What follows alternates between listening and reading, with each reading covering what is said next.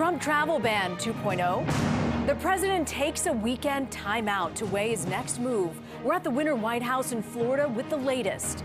Also tonight, federal agents conduct immigration enforcement raids in several states. Protesters take to the streets. Saturday was a day of demonstrations on both sides of the Planned Parenthood funding debate. So what do we do? Stand up, fight back! And winter storms triggered devastating mudslides in the West as another major blizzard bears down on the Northeast. This is the CBS Weekend News. Good evening, I'm Rena Nine, and President Trump and Japanese Prime Minister Shinzo Abe took a swing at golf diplomacy today at the Trump National Golf Club in Jupiter, Florida. They're spending the weekend together discussing trade and shared security interests. First Lady Melania Trump and Akie Abe toured the Murakami Museum and Japanese gardens in Delray Beach. The couples are staying at the Winter White House, Trump's Mar-a-Lago club in Palm Beach. Major Garrett is there and reports the president also spent some time on Twitter. President Trump arrived at his Florida club for a golf summit with Japanese Prime Minister Shinzo Abe. But wrangling over the president's immigration policies have already overshadowed the diplomatic engagement. This morning, the president tweeted that once he gets involved in negotiations, the price of a border wall between the U.S. and Mexico, quote, will come way down. Mr. Trump is also confronting resistance to his immigration ban, which is currently on hold. The president told reporters on Air Force One yesterday a new order was in the works while court battles continue. We'll win that battle, but we also have a lot of other options, including just filing a brand new order on Monday. The president tweeted this morning that letting in refugees from the 7 countries named in the executive order is so dangerous. We're going to have very, very strong vetting. I call it extreme vetting, and we're going to have very strong security in our country. We are going to have people come into our country that want to be here for good reasons. At a White House press conference with the Japanese leader, Mr. Trump said the presidency has enlarged his anxiety about terrorist threats. I've learned tremendous things that you could only learn, frankly, if you were in a certain position, namely president. And there are tremendous threats to our country. We will not allow that to happen. The president also said he was unaware of reports National Security Advisor Michael Flynn discussed Obama administration sanctions with Russia's ambassador before Mr. Trump was sworn into office. I don't know about it. I haven't seen it. What report is that? Congressional Democrats have called for revocation of Flynn's security clearance and an investigation into whether Flynn compromised U.S. foreign policy before Mr. Trump's inauguration. House Minority Leader Nancy Pelosi said today Flynn's conduct and ongoing questions about Trump campaign contacts in Russia before the election suggest what she called a mortifying coziness between Mr. Trump and Moscow, one she said undermines national security. Rena, for his part, the president will dine this evening with Prime Minister Abe as Japan tries to secure its position as America's top economic and security ally in Asia. Thanks, Major. Where does the battle of the ban go from here as the Trump administration considers a new immigration order, one that could pass a legal litmus test? Issues with the original travel ban are far from resolved. Here's Justice reporter Paula Reed. Federal judges have put President Trump's executive order on hold while they decide whether it's constitutional for the president to impose a temporary ban on refugees and immigrants from several predominantly Muslim nations. The president now has several options on how to proceed, including appealing to the Supreme Court or writing a new policy.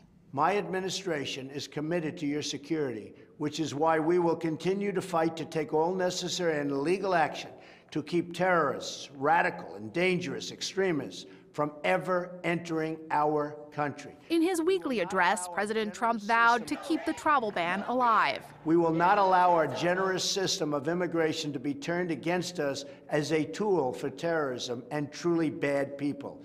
We must take firm steps today to ensure that we are safe tomorrow. The president could impose extreme vetting or tougher screening procedures through a new executive order that does not impose a blanket ban.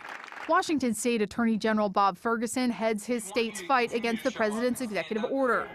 Ferguson managed to get a judge to halt the president's travel ban. This TRO is granted. And then convinced an appeals court to keep the hold in place. The president does have a choice. He can continue to fight this, or he can tear up this executive order and start over. I would strongly encourage him to consider the latter course of action. The president argues his temporary ban was necessary while federal officials review current procedures for vetting refugees and immigrants. If Mr. Trump continues to defend his temporary ban, he faces a lengthy court battle. Whatever they do, I've made it clear we're in this for the long haul, in whichever direction they choose to go. Late Friday, the federal appeals court overseeing the Washington case said it may take another look at Thursday's ruling by 3 judges to keep the travel ban on hold. Then it will be several weeks, possibly even months, before the courts make a final determination about whether the president's policy is legal. Rena? Paula Reed reporting from Washington. Thanks, Paula. Agents from Immigration and Customs Enforcement, or ICE, have conducted sweeps in several cities this past week. Officials say they're rounding up illegal immigrants who have committed crimes. Here's Carter Evans. The people, united, will never be defeated. From New York City to Los Angeles, we are not going to tolerate the continuing attack on our families. Activists are speaking out against immigration raids across the country. Photos from an operation in Atlanta show agents arresting alleged immigration fugitives and criminals. In Texas, video on social media showing a man being detained by an ICE agent in front of a fast food restaurant sends a chilling message, according to Austin City Council member Delia Garza. The video I saw this morning was a man on his knees at a Whataburger. I mean, that is a very horrible optic thing for families to see, for children to see. Agents arrested 161 immigrants in Los Angeles this week. The vast majority had criminal convictions and outstanding deportation orders, a targeted operation that is not a response to President Trump's crackdown, according to the director of the ICE office in L.A. This operation was in the planning stations before the administration came out with their current executive orders. First of all, they're not rounding anyone up. On Friday, Homeland Security Secretary John Kelly tried to set the record straight at the border in San Diego. The people that ICE apprehend are people who are illegal and then some. Earlier this week, Secretary Kelly told Congress that under the Obama administration, immigration agents expressed frustration that they were not able to do their jobs, and morale was low. I bet if you watch the morale issue, you'll be surprised going forward. L.A. Mayor Eric Garcetti is now asking ICE for greater transparency about ongoing operations. Rena, Los Angeles is one of many cities across the country with police departments that have said they will not enforce federal immigration laws. Following the immigration raids, Carter Evans. In cities across the country, Saturday was a day of demonstrations on both sides of the Planned Parenthood funding debate. Here's Tony DeCopel. Come on, and join the fight. Abortion is a human right. Two sides of an old battle came face to face in Washington today with dueling rallies in support of Roe v. Wade is here to stay and opposition to a woman's right to abortion. The standoff was part of a national day of protest, including hundreds of anti-abortion rallies across dozens of states. We will help them. The show of force was organized by a coalition of cooperating abortion rights opponents with the goal of taking down a shared foe, Planned Parenthood, America's largest single provider of abortions. Life is winning again in America.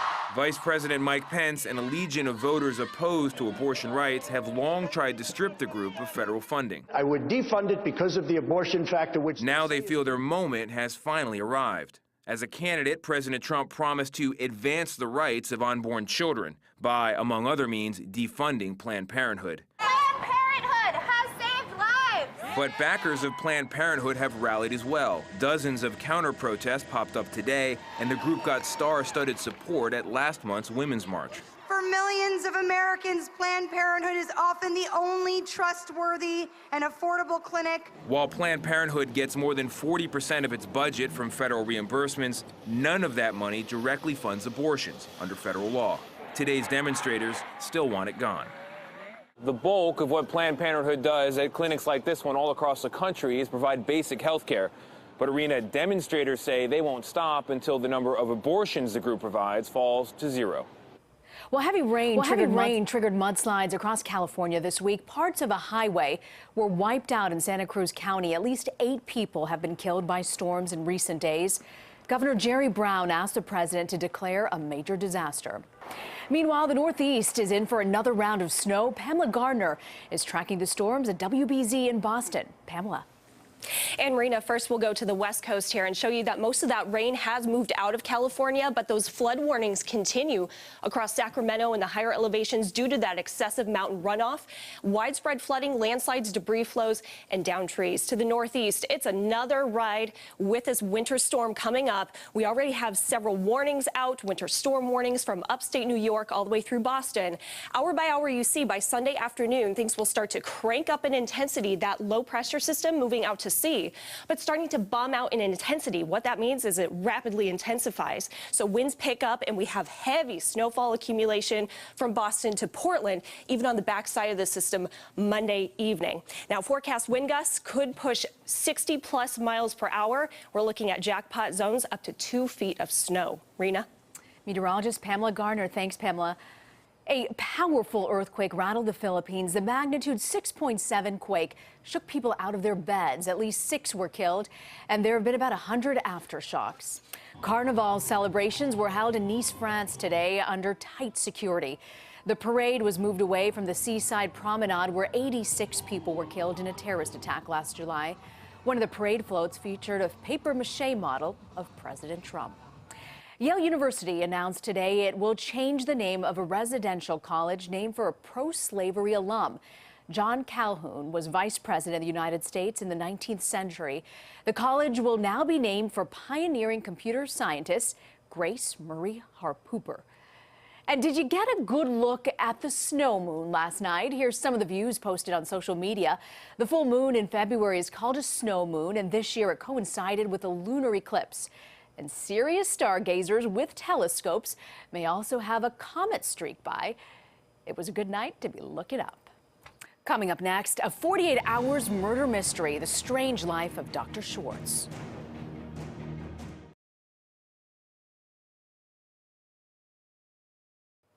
Tonight on 48 Hours, a wealthy doctor is murdered in his Florida mansion.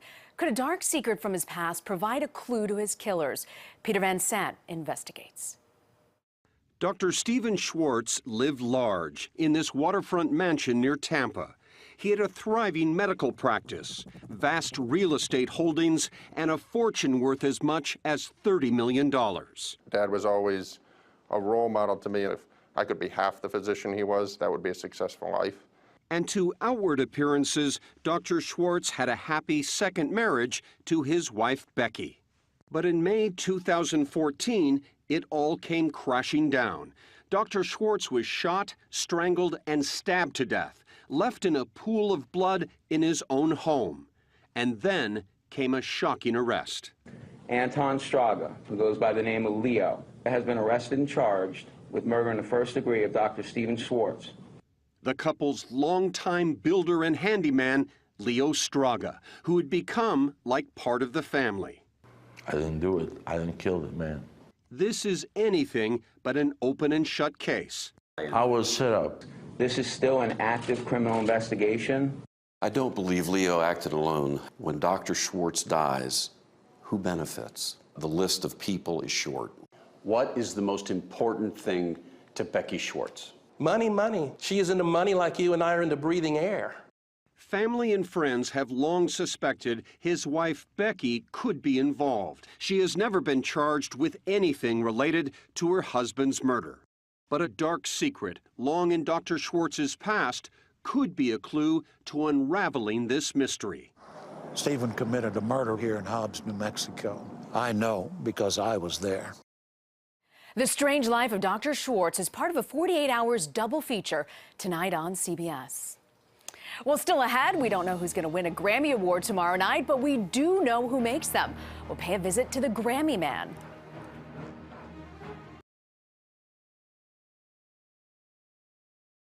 Beyonce and the other Grammy winners may not be aware of this, but the coveted statues are handcrafted works of art. Mireya Villarreal paid a visit to the artist known as the Grammy Man.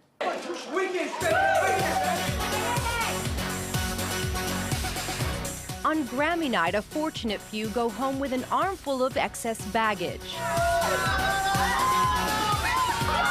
It's a burden they're more than happy to bear. This is really awkward holding these. Most have no idea the shiny piece of hardware in the palm of their hand takes shape far from the luster of Los Angeles. 800 miles away, surrounded by snow-capped mountains, lies tiny Ridgway, Colorado. Population 945. It's quiet. We have no crime. People look out for one another. Craftsman John Billings came here in 1993 to build light fixtures for a client. He never left. When you came to visit Ridgway, did you just know this is where I want to be? Instantly. He set up shop and brought his most famous work of art with him. How many Grammys do you do in this workshop? Altogether, we're making 600 Grammys in a year's time. Growing up in Los Angeles, Billings apprenticed for Bob Graves, the grandfather of the Grammys who crafted the very first statue in 1959. On his deathbed in 1983, Graves passed on his legacy. He asked me to promise that I would not let another company get the Grammy Awards, that I would keep them. So this is the mold for the cabinet portion of the Grammys. Each Grammy starts with a base. 650-degree molten metal is hand-poured into a custom mold. It solidifies almost instantly into a shape recognized around the world. This is a special mixture of metals. Yes, it's a mixture of zinc and aluminum, and it has some trace elements in it, and I can't tell you what those are. That's the secret. Yes. He even gave it its own name, Gramium. It takes 15 meticulous hours to assemble each statue, piece by piece. Finished only when the familiar gold-plated horn is screwed into place. We don't know each Grammy who's going to get that Grammy, but we imagine in our minds it's going to our favorite person. And one time, it actually did. It was when Bob Dylan was handed his Lifetime Achievement Award. Congratulations. And then I realized that my hero, I made something for my hero. This is my bench where I do a lot of repair work. This was the one that Taylor Swift dropped when she was holding an armload of them, and it broke, and we got her to autograph it for us. At 72 years old, John Billings has turned minor mishaps into treasured memories and a lifetime of craftsmanship into a simple nickname, the Grammy Man. I don't know if making the Grammys defines me, but it certainly fulfills my needs. How long will you continue to do this? As long as I can. After all, he has a promise to keep to the mentor who asked him to keep the Grammy in the family over 30 years ago. Do you feel like you've lived up to that promise? I do. I think he would be proud. Mireya Villarreal, CBS News, Ridgway, Colorado. The Grammy Awards will be broadcast live Sunday at 8 p.m. Eastern, 5 p.m. Pacific, right here on CBS. We'll be right back.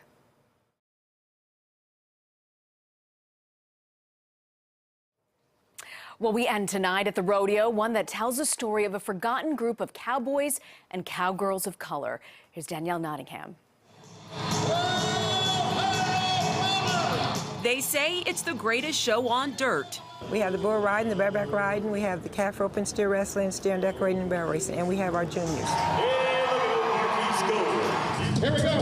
The cowboys and cowgirls of the Bill Pickett Invitational Rodeo, named after the famous black cowboy of the early 1900s, are one of a kind. The main line I get is, I didn't know it was a black cowboy. It's a lot of parts and pieces. Valeria Howard Vassan's late husband, Lou, launched the rodeo more than 30 years ago. Well, you know, when the rodeo started, people did not know that there were black cowboys or cowgirls. They were not allowed to participate. So everyone here, it's family. It's family.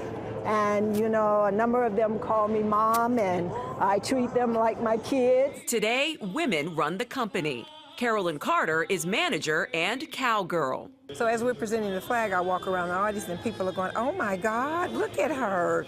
She's got all her teeth. She has hair, she's cute. The crowds keep coming along for the ride. Every time I come here, I always be fascinated with just the little kids ride. Come on, business. More than just entertainment, it's keeping Black cowboy tradition and history alive. Danielle Nottingham, CBS News, Denver, Colorado. Historians actually estimate that about a quarter of the cowboys back in the days of the Wild West were African American. And that's the CBS Weekend News for this Saturday. I'm Rena Ninen in New York. Thank you for joining us. Good night.